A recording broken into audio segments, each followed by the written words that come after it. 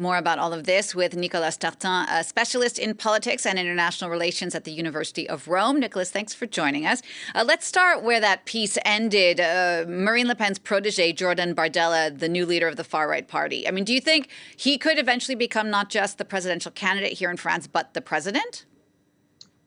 Well, it's a good question, isn't it?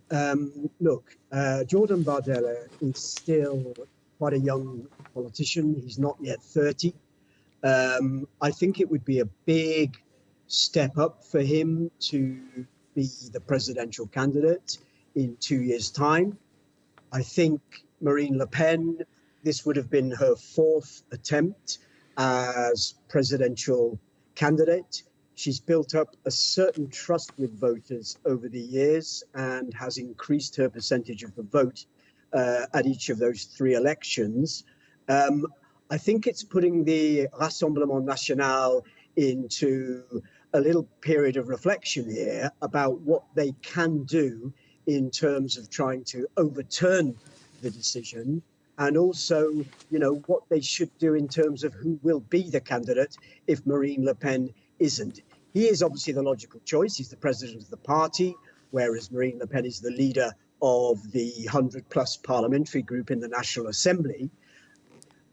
I think maybe the concern would be for the party elites that perhaps Bardella doesn't quite have the experience to launch a presidential candidacy. Perhaps he has a strong showing with young voters and he's built that up on social media. But there may be some older voters who might be traditionally aligned with the Rassemblement National and with Marine Le Pen, who might be less confident about voting for somebody who is, you know, still in his late 20s and would take up the presidency in his early 30s. I think the age factor may be an issue. The other thing is, you know, with this ban or not, it's not that straightforward for the Rassemblement National to get a majority of votes in the second round of the presidential election. You know, it's a two candidate election in the second round. And to get that victory, you need to get a majority. And that's always been difficult for a party that, you know, is still perceived historically to be on the fringes of the party system, even if it's done a lot to mainstream itself in the last decade. Right. And I guess the real question is, I mean, how much will this actually help or hurt the far-right National Rally Party? I mean, you look at the numbers, for example, 65% of all French people say they believe this decision on Marine Le Pen is a fair one. When you ask Le Pen's backers, 8 out of 10 of them say this was not a fair decision. I mean, so what does this mean in regard to the party itself and how people might react to what's happening today? Yeah, another good question. I mean, I think what we see here is a very polarized France. We have roughly 2/3 of the French public saying that they agree with the decision, about 1/3 saying that they don't. And that 1/3 is primarily made up of potential Le Pen voters, because she was polling around about 35% in the latest polls, which came out just before this court case was actually decided. I think there was a poll came out yesterday which suggested that Bardella's support would be similar to Le Pen's, but of course that's only one poll, and I think that's the short-term reaction. I think there will be a lot of short-term reaction, people saying that, you know, this is not a very democratic decision.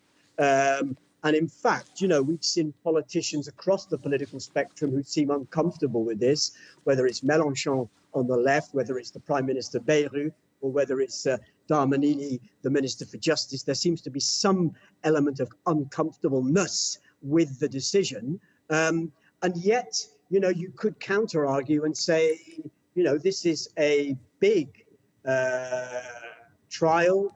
It's been done under, you know, the rule of law. There have been Le Pen and other MEPs have been found guilty. So you can look at this from two sides. You know, you could say it's showing that France is very democratic in enforcing this because, you know, France has had a history of financial political scandal. We think about former President Sarkozy, François Fillon, others. But then you could also say, you know, to stop somebody standing for the presidency when it's clear they have, so much support from a large section of the French public is not democratic. So, this question will be continued to be discussed from both sides. But in terms of the long-term impact, I feel that it's too early to say what the long-term impact will be on the Rassemblement National if the appeal is not overturned. But I would say this, Marine Le Pen has been very much at front and center of the Rassemblement National since she took over the leadership over a decade ago.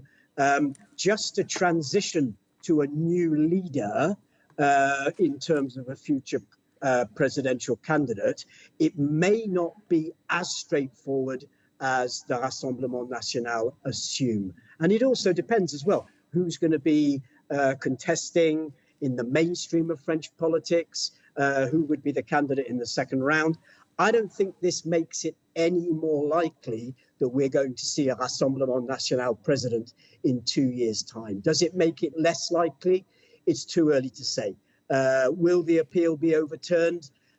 Perhaps. If it is overturned, will it be overturned in time for Marine Le Pen to run? I'm afraid there's a lot of questions that remain uncertain and that are difficult to answer at this stage. They certainly are, Nicholas. Thank you for sharing your expertise with us. Nicholas Startin there speaking from the University of Rome.